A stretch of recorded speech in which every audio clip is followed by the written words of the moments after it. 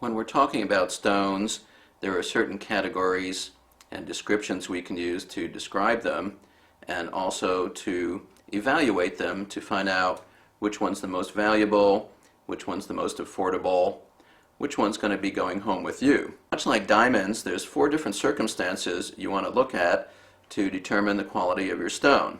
The first one, perhaps the most obvious, is the size. When you're purchasing a crystal, look at the size range that you're interested in. Obviously, the smaller ones are going to be less expensive unless they're super high quality. Perhaps they're ice clear, which would be rare, or maybe they have beautiful minerals trapped inside. Occasionally, you can find a garnet, or perhaps a series of garnets trapped in a crystal, or maybe some green tourmaline inside of the clear quartz. Quartz can trap any kind of stone or mineral, and I've once seen a clear quartz crystal with gold nuggets floating inside. Not for sale, sorry. So after you've looked at the size of the crystal, look at the clarity. Now here's one with an unusual shape. These are stalactites, and they originally grew upside down, hanging off the ceiling of a cave. They're not very clear. In fact, they're completely white, although a little bit of light goes through them, and yet the shape is so unusual that it's a fairly valuable piece.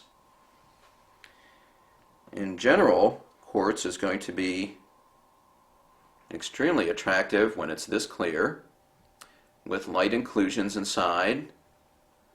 As I turn it, you might be able to see a little bit there, but it's almost ice clear, a very good quality. The third quality to look for is what condition is the crystal in.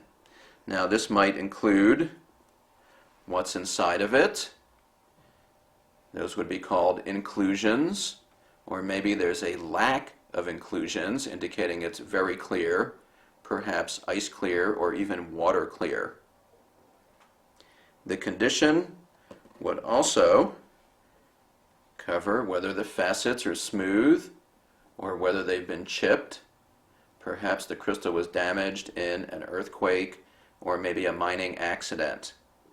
This particular one has incredible smooth, glossy, clear sides with no chips. Well, there's one little area here. Maybe we can zoom in and see what that looks like. So there's just a little bit of damage, which will take away a little bit of the value of the crystal. Now, if there's a chip right at the point of the crystal can lose half of its value right away. And it's usually pretty easy to tell if all the smooth faces come together.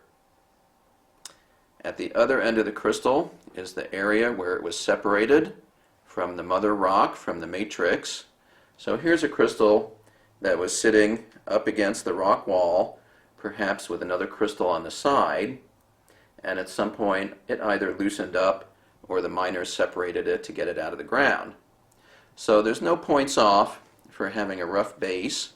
That's where it separates from the mother stone. However, that rough base can be cut across the crystal and polished so that the crystal will stand straight up.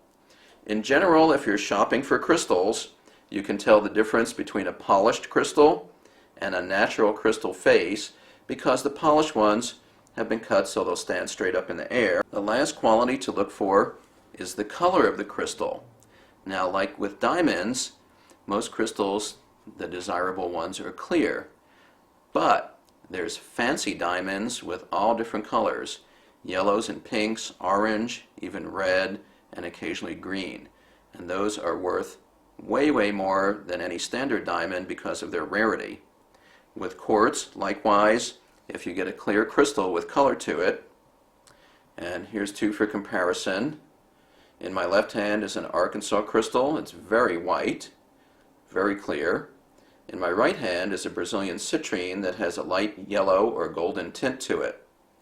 Because they're both clear, they have a similar value that way, and the size is the same, but because of the color, this citrine is about 1,000 times more rare than the quartz.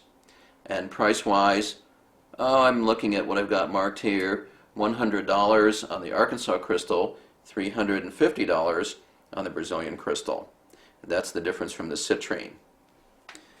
In addition, this particular citrine has points on both ends. This is a natural formation.